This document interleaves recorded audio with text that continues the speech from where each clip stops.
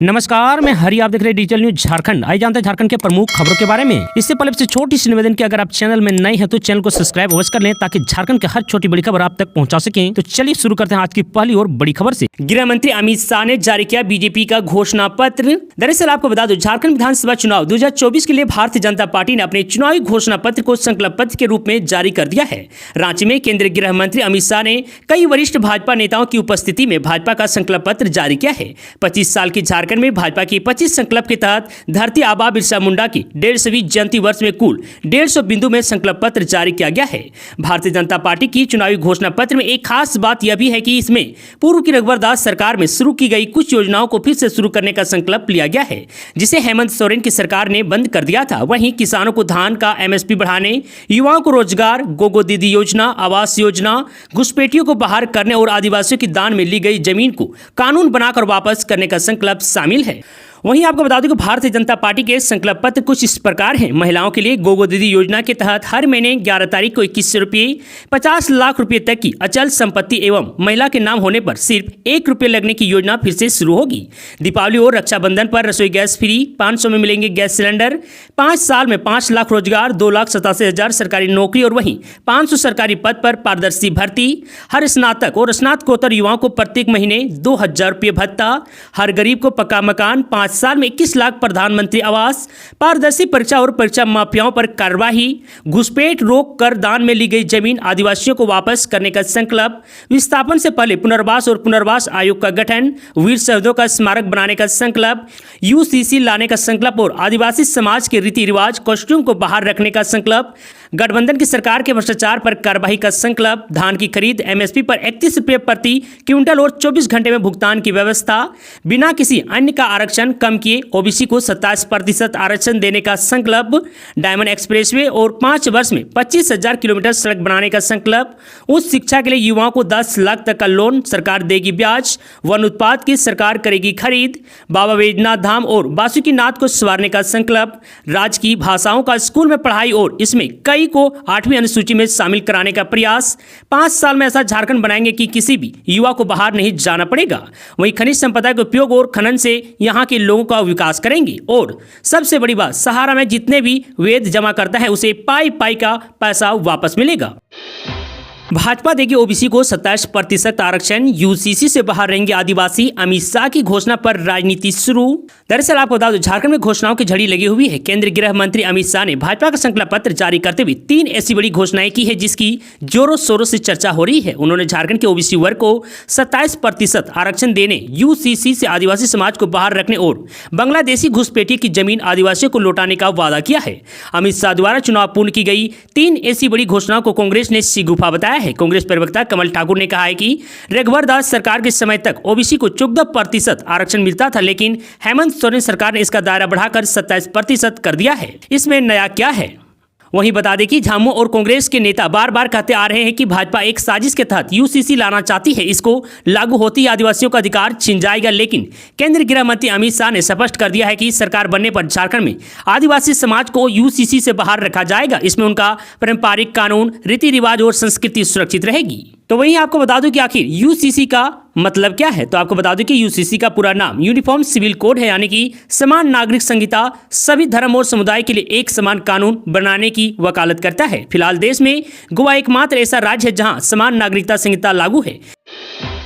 CM Hemant Soren के प्रस्तावक मंडल मुर्मू भाजपा में शामिल। दरअसल आपको बता दूं, झारखंड विधानसभा चुनाव में रविवार को बड़ा खेला हो गया। सीएम हेमंत सोरेन के प्रस्तावक और सिद्धू कान्हू के वंशज मंडल मुर्मू ने भाजपा ज्वाइन कर लिया। देवघर में केंद्रीय मंत्री सह झारखंड चुनाव प्रभारी शिवराज सिंह चौहान, असम के सीएम एवं झारखंड के चुनाव सब प्रभारी हेमंता बिस्वा शर्मा, गोड्डा सांसद निशिकांत दुबे की मौजूदगी में मंडल मुर्मू ने भाजपा की सदस्यता ग्रहण की। भाजपा ज्वाइन करने के बाद मंडल मुर्मू ने मीडिया से कहा कि वे सिद्धू कान्हू के छठे वंशज हैं। भाजपा की नीति और सिद्धांत से प्रभावित होकर उन्होंने पार्टी की सदस्यता ग्रहण की है। बरहेट विधानसभा से मुख्यमंत्री हेमंत सोरेन का प्रस्तावक बनने के बाद वे झारखंड मुक्ति मोर्चा में सहज महसूस नहीं कर रहे थे। भाजपा में शामिल होने का यह भी एक कारण है। मौके पर असम के मुख्यमंत्री हेमंता बिस्वा शर्मा ने कहा कि मंडल मुर्मू के साथ मिलकर संथाल परगना में काम करेंगे। उनके सहयोग से संथाल परगना से बांग्लादेशी घुसपैठ को कैसे खत्म करना है, इस पर रणनीति बनाई जाएगी। झारखंड में कांग्रेस का बड़ा एक्शन, 3 दिग्गज नेता 6 साल के लिए निष्कासित। दरअसल आपको बता दूं, झारखंड प्रदेश कांग्रेस कमेटी की अध्यक्ष केशव महतो कमलेश के निर्देशानुसार देवेंद्र सिंह बिट्टू, मुनेश्वर उरांव एवं इसराफिल अंसारी को भारतीय राष्ट्रीय कांग्रेस पार्टी की प्राथमिक सदस्यता से 6 वर्षों के लिए निष्कासित किया गया है। उक्त आदेश की जानकारी देते हुए प्रदेश कांग्रेस मीडिया विभाग के चेयरमैन सतीश पाल मुंजनी ने बताया कि विधानसभा चुनाव 2024 में 73 मानिका विधानसभा क्षेत्र से मुनेश्वर उरांव, 34 गोमिया विधानसभा क्षेत्र से इसराफिल अंसारी एवं 75 पांकी विधानसभा क्षेत्र से देवेंद्र सिंह बिट्टू ने कांग्रेस पार्टी के अधिकृत प्रत्याशी के खिलाफ मैदान में उतरकर अनुशासन तोड़ा है। यह भारतीय राष्ट्रीय कांग्रेस के संविधान के अनुशासनात्मक नियम के क्रम 4 का प्रत्यक्ष रूप से उल्लंघन है, जिसके कारण कांग्रेस पार्टी ने इन तीनों नेताओं को 6 वर्षों के लिए निष्कासित कर दिया है। कस्टमर सपोर्ट बनकर करते थे ठगी, जामताड़ा से 4 अपराधी गिरफ्तार। दरअसल आपको बता दूं, जामताड़ा साइबर थाना की पुलिस ने करमाटांड़ थाना क्षेत्र से 4 साइबर अपराधियों को गिरफ्तार किया है। इसे लेकर डीएसपी चंद्रशेखर ने जानकारी दी है। बताया कि गुप्त सूचना के आधार पर थाना प्रभारी अब्दुल रहमान के नेतृत्व में इंस्पेक्टर जन तिर्की एवं अन्य पुलिस कर्मियों को शामिल करते हुए करमाटांड़ थाना क्षेत्र के सिंदर जोरी एवं मट्टान से साइबर अपराधियों के विरुद्ध छापेमारी किया गया। इस दौरान साइबर अपराध करते हुए सिंदर जोरी गाँव के मिराज अंसारी, सबीर अंसारी, आसिफ अंसारी व मट्टान गांव के महबूब अंसारी को गिरफ्तार किया गया है। गिरफ्तारी के बाद इनकी जांच की गई। सभी के पास से 15 मोबाइल, 17 फर्जी सिम कार्ड जब्त किया गया है। इस संबंध में इन सभी के विरुद्ध साइबर थाना कांड संख्या 70/2024 दर्ज कर सभी को जेल भेज दिया गया है। उन्होंने कहा कि ये सभी ई कॉमर्स कंपनियों उपभोक्ता सामग्री कंपनी की कस्टमर केयर नंबर के रूप में अपना फर्जी मोबाइल नंबर डालकर उपभोक्ताओं को गुमराह करते थे। उनकी परेशानी का निपटारा करने के नाम पर उनके मोबाइल पर क्विक सपोर्ट, एनीडेक्स जैसे सॉफ्टवेयर ऐप डाउनलोड करवाकर उनके खाते से पैसे निकाल लेते थे। हेमंत सोरेन ने अमित शाह को दी चुनौती, कहा झारखंड में यूसीसी नहीं सिर्फ सीएनटी और एसपीटी रहेगा। दरअसल आपको बता दूं, मुख्यमंत्री हेमंत सोरेन ने भाजपा के संकल्प पत्र पर रविवार को पलटवार किया। उन्होंने कहा कि झारखंड में ना यूसीसी लागू होगा और ना ही एनआरसी लागू होगा। यहाँ सिर्फ छोटा नागपुरी टेनिस एक्ट, सीएनटी और Santhal Pargana tennis act, SPT act रहेगा। भाजपा के लोग घर परिवार को तोड़ने में लगे हैं। ये विषैला जहर उगलते हैं, उनके आगे विषधर भी फेल है। इन लोगों से बचकर रहना। गढ़वा में जेएमएम प्रत्याशी मिथिलेश ठाकुर के पक्ष में मतदान करने की अपील करते हुए उन्होंने कहा है कि जुमलाबाज भाजपा के लोग यहाँ आने वाले हैं। ये लोग यहाँ के बेटा आदिवासी मूलवासी को हटाना चाहते हैं। जब हम लोगों ने आपके लिए काम करना शुरू किया तो इन लोगों ने झूठे आरोप में मुझे जेल में डाल दिया। इन्हें यहाँ के आदिवासी, मूलवासी, दलित, पिछड़ों से कोई मतलब नहीं है। उन्हें यहाँ की खनिज संपदा से मतलब है। ये झारखंड की खनिज संपदा का 1,36,000 करोड़ बकाया नहीं दे रहे हैं। रांची में 2 दिनों में 4 डिग्री तक गिरा पारा, रात में बड़ी सिहरन। दरअसल आपको बता दूं, वरिष्ठ संवाददाता पूर्वी हवा के आने से रांची समेत झारखंड में आज से 3 दिन आंशिक बादल छाए रहने का आसार है। इस बदलाव के बावजूद मौसम शुष्क रहेगा। सुबह में धुआं या कोहरा छाया रहेगा, लेकिन सूर्योदय के सामने आते ही धुंध छंट जाएंगी। हालांकि ऐसी स्थिति में रात के समय ठंड में बढ़ोतरी दर्ज होने की उम्मीद है। राज्य में 8 नवंबर से मौसम साफ रह सकता है। राजधानी समेत राज्य के विभिन्न जिलों में न्यूनतम तापमान में अब गिरावट दर्ज की जा रही है। इससे रात में सिहरन बढ़ गई है। पिछले 3 दिनों के दौरान झारखंड के विभिन्न जिलों के न्यूनतम तापमान में कमी आई है। आपको बता दूं, रांची में न्यूनतम पारा पिछले 2 दिनों में 4 डिग्री तक गिरकर 15.6 डिग्री सेल्सियस पर आ गया है, जो सामान्य से कम है। झारखंड में परिवर्तन लाकर रोटी बेटी माटी की करेंगे सुरक्षा। चंपई सोरेन ने भ्रष्टाचार का विरोध किया तो हेमंत सोरेन ने सत्ता से हटाया।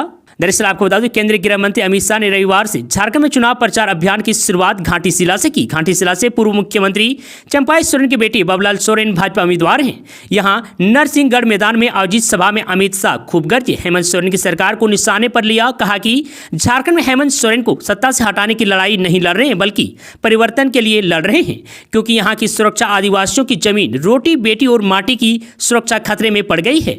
यदि भाजपा सत्ता में आती है तो हम रोटी बेटी व माटी की सुरक्षा करेंगे। बांग्लादेशी घुसपैठिए को यहां से लात मारकर भगाएंगे। अमित शाह ने कहा कि मैं भरोसा देता हूं कि आदिवासियों की लूटी गई जमीन वापस दिलाएंगे, भ्रष्टाचार मुक्त शासन देंगे। हेमंत सोरेन की सरकार ने राज्य को 5 साल तक सिर्फ तबाह किया है। जवाहर पासवान ने भाजपा से दिया इस्तीफा, झामुमो में हुए शामिल। दरअसल आपको बता दूं, प्रदेश भाजपा उपाध्यक्ष जवाहर पासवान ने रविवार को पार्टी से इस्तीफा दे दिया है। प्रदेश अध्यक्ष बाबूलाल मरांडी को भेजे इस्तीफा पत्र में उन्होंने कहा कि पार्टी में उन्हें मान सम्मान नहीं मिल रहा था, कई बार अपमानित किया गया। इसकी शिकायत उन्होंने प्रदेश के नेताओं से की, फिर भी कोई कार्रवाई नहीं हुई, इसलिए मैं पार्टी छोड़ रहा हूं। भाजपा से इस्तीफा देने के बाद जवाहर पासवान झारखंड मुक्ति मोर्चा में शामिल हो गए हैं।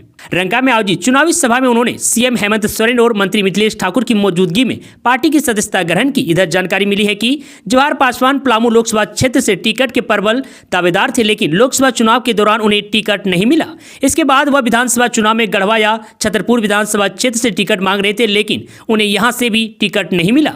टिकट नहीं मिलने से नाराज होकर भाजपा छोड़कर झामो में शामिल हो गए हैं। जवाहर पासवान गढ़वा के रहने वाले हैं।